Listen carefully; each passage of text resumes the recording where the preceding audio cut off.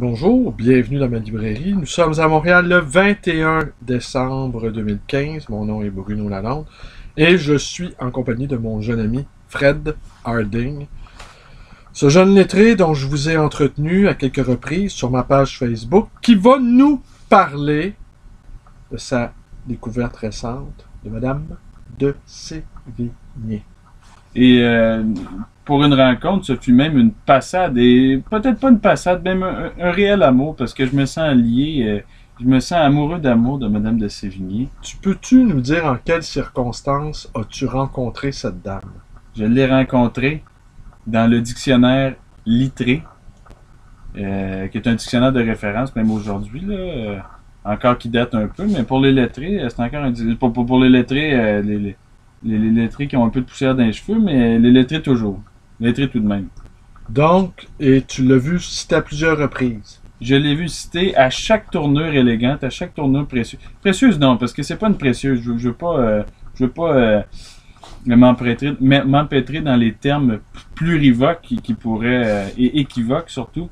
Mais non, c'est ça, à plusieurs reprises, je l'ai rencontré. Puis, dans toutes ces occurrences-là, les termes étaient au moins savoureux. Ne tenir à guère que tâter toutes les nuances sur faire, avoir, toutes les nuances d'ordre stylistique, hein, on pourrait dire. Mais est-ce que tu as réussi aussi à y trouver une nourriture, une substance? Une substance. C'est-à-dire que j'en ai soutiré ce que moi j'attends de chaque bon livre, c'est-à-dire une relation. Je sais que ces lettres-là ne m'étaient pas destinées, ces lettres-là avaient bel et bien un destinataire. Tu peux dire que l'œuvre de Madame de Sévigné, c'est sa correspondance. Il faudrait quand même le rappeler. Oui, ce n'est qu'une correspondance, et c'est une correspondance, il faut le dire, qui, à l'encontre de celle publiée à l'époque, n'était pas destinée à la publication quand elle a été écrite. C'est-à-dire que, contrairement à celle de, disons, Guy de Balzac, c'est une correspondance privée, qui était destinée à rester privée. Ce qui me fait penser aujourd'hui, tu sais, est-ce que tu crois que c'est possible aujourd'hui que des écrivains puissent s'écrire en n'ayant pas cette arrière-idée de publication? Est-ce que tu crois qu'on peut écrire à la diable, à la va-vite, sans arrière-pensée aucune de publication? Tu crois que c'est possible aujourd'hui où les écrivains, ils sont, je dirais, irrémédiablement écrivains, qui sont trop écrivains pour écrire vraiment? Ah ben oui, mais certainement. Puis ce qui est paradoxal, c'est qu'à l'époque, la lettre n'était pas encore nécessairement, la correspondance pouvait être privée, mais la lettre n'était pas privée. C'est-à-dire qu'on n'encourait aucune, que je sache, on n'encourait aucune peine si en trouvant des lettres comme ça, on les publiait. Il y a beaucoup de gens dont la correspondance a été publiée au début, pas leur corps défendant, mais sans nécessairement qu'il ait donné les mains pour la publication. Est-ce qu'on parlait également de lettres circulaires? Est-ce que ces lettres-là circulaient dans les milieux lettrés? Oui. Ben pour d'aucuns, comme Guy de Balzac ou Vincent Voiture, leurs lettres étaient célébrées comme des événements. C'est-à-dire qu'on faisait des lectures à haute voix. C'est même arrivé à quelques occurrences, je pense, pour Madame de Sévigné, mais c'est quelqu'un qui était assez pudique. Puis sa pudeur était pas fondée, était infondée, puisque dans le fond, tous ses lecteurs la portaient au nu, même ses lecteurs clandestins. On pourrait dire une pudeur feinte? Une pudeur feinte, mais elle avait vraiment aucune confiance en ce qu'elle. Puis, il est à noter qu'à la fin de sa vie, Louis XIV a demandé, et c'est la seule fois où elle a consenti à vraiment partager, je pense, d'elle-même ses lettres, c'est quand Louis XIV lui a demandé une sélection de 14 ou quelques lettres seulement. Puis c'est là où elle a avalisé, si on veut, ou elle a consenti à ce qu'on les lût. Pourquoi Louis XIV voulait lire ses lettres? Parce que le mot s'était sûrement passé, j'imagine, avec elle. Elle avait certains correspondants. Je sais pas, Madame de Maintenon. En tout cas, ça, c'est deux grandes figures de l'épistolarité dans ce siècle-là. Madame de Maintenon, qui était la femme donc de Louis XIV, qu'on a appelée avant la Scarron, parce que c'était l'ex-femme de Paul Scarron. Mais non, c'est homme de théâtre. Exactement. Et de celui qui a écrit le roman comique. Donc, à qui c'est une suite. Il y a eu. En tout cas, c'est un autre sujet. Mais Tu veux pas accabler notre auditoire de références par trop érudites. Ouais.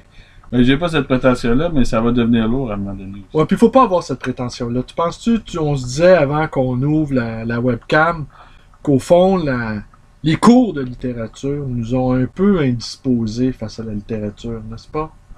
Ben oui, ben oui. Ben, il faut que c'est une démarche qui doit... c'est une démarche qui doit être parfaitement et tout ce qu'on l'apprend, moi je suis d'avis que tout ce qu'on apprend, on l'apprend toujours seul dans la vie. Puis c'est d'autant plus marqué quand on y va de son propre mouvement. En quelles circonstances, donc, tu as découvert, bon, tu as découvert par le Littré, et après, tu t'es porté acquéreur ici, ouais, Oui. des 3 tomes de sa correspondance, paru dans la Pléiade, et tu me disais en avoir lu un tome, Oui, je suis le premier tome. je suis dans le premier tome encore. J'ai des petits scrupules, faut dire. J'étais pas, j'aurais voulu m'avancer dans cette lecture-là, qui faisait vraiment mes délices, mais après ça, j'étais scrupuleux. Je me suis dit, est-ce qu'il faut la lire? Elle a jamais donné son aval pour qu'on les publie.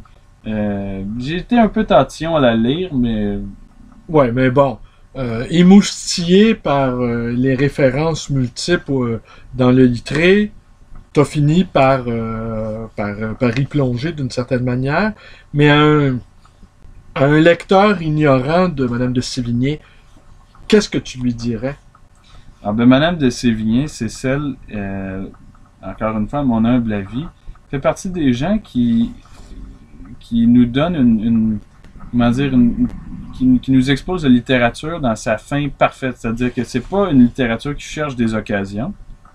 C'est une littérature pleine de sentiments, une littérature pleine d'anecdotes aussi. Puis il faut savoir que, dans le fond, c'est presque quand on dit, il y a des termes consacrés un peu quétaines, quand on dit, disons, qu'il faut cuisiner avec amour, ou qu'il faut... ben, chaque lettre de Madame de Sévigné était écrite avec amour ou avec une pensée pour sa fille, qui était sa correspondante. C'est elle qui a écrit quelque chose comme le tiers ou même voire le 2 tiers de sa correspondance. Puis, on cherchait aucune occasion, il y avait rien de spectaculaire, mais le rendu, il est spectaculaire. Spectaculaire de naturel, puis tout ça. Mais ça n'a jamais été détourné de... c'est parfait, en fait. Puis, il faut savoir que l'événement majeur autour de l'année 1671, sa fille a déménagé. Déménagé, est allé marier celui qui est devenu son mari, c'est-à-dire Monsieur de Grignan. Et donc, par conséquent, elle est devenue Madame de Grignan. C'est ce qui a occasionné sa correspondance.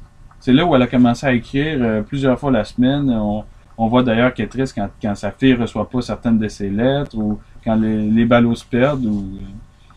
Mais non, c'est ça, c'est une littérature qui est pleine de sentiments. Puis la façon qu'elle a de croquer quelqu'un en quelques traits, puis d'une façon épistolaire, donc juste pour la compréhension, pour le rendre intelligible. Pas nécessairement, c'est pas une littérature qui est trop ornée, même si des fois on peut noter au passage des expressions savoureuses. Un fagot d'épines, notamment, c'est dans Madame de Sévigné. Un fagot d'épines. Un fagot d'épines. Qu'est-ce à dire? Un poitou-France? Quelqu'un, à mon souvenir, c'est quelqu'un quelqu'un qui soit rêche ou un peu, dont le contact soit un peu rugueux. On dirait que c'est un fagot d'épines. D'accord. Tu vois, moi j'avais tout de suite, je ne connaissais pas cette expression-là. J'avais tout de suite en tête fagot d'épines. J'avais les épines, des couronnes d'épines christiques et le fagot, le poids de souffrance. Mais tu vois, t'en offres une toute autre image qui est sans doute plus conforme à ce qu'a voulu dire Madame de Sévigné. Donc, tu m'en recommanderais la lecture. Moi, j'ai vu évidemment son nom cité à plusieurs reprises dans un blog de François Bon. Et toute ma vie, j'ai eu à croiser son nom. No shit. Bonjour. Bonjour. Bonjour. Et donc, toute ma vie, j'ai eu à croiser son nom. Mais je te cacherai pas que tu m'as donné envie de la lire. Et je vais le faire, mais je crois pas pouvoir me Le millier de lettres qui ont été écrites. Non, parce que j'ai déjà encore un bon millier de livres en réserve à lire. Et puis, mais assurément, tu m'as donné le goût de m'aventurer du côté de cette Madame de Sévigné. Ben oui, c'est un incontournable. Il faut dire que tous les bons écrivains, tous ceux qui ont passé à l'histoire comme des maîtres à écrire, soit Paul-Louis Courrier, Chateaubriand, Saint-Simon, étaient tous des friands lecteurs de Madame de Sévigné. Donc, on voit dans quel registre. Elle fait partie des cinq auteurs les plus connus. Même que Léon Daudet, vous pouvez lire ça justement dans l'article que Montalon a écrit sur Saint-Simon. C'est là que je l'ai lu, mais Léon Daudet avait identifié quelques auteurs qui étaient sous le rapport de la pureté et de la langue, étaient incontournables. Il citait Amiot, Rabelais, Madame de Sévigné, Montaigne et Saint-Simon. Saint-Simon, ouais. Dont Montalon s'était fait en quelque sorte le spécialiste pour avoir lu toutes ses mémoires près de une fois et par bribes après ça. Mais... Bien. Fred, je te remercie. Merci Bruno. Je te souhaite de passer de joyeuses fêtes. Toi aussi. Et puis vous connaissez la suite. Vous pouvez vous abonner à ma chaîne, ma page Facebook et toutes les choses qui nous intéressent toujours. Merci, bonne journée à tous.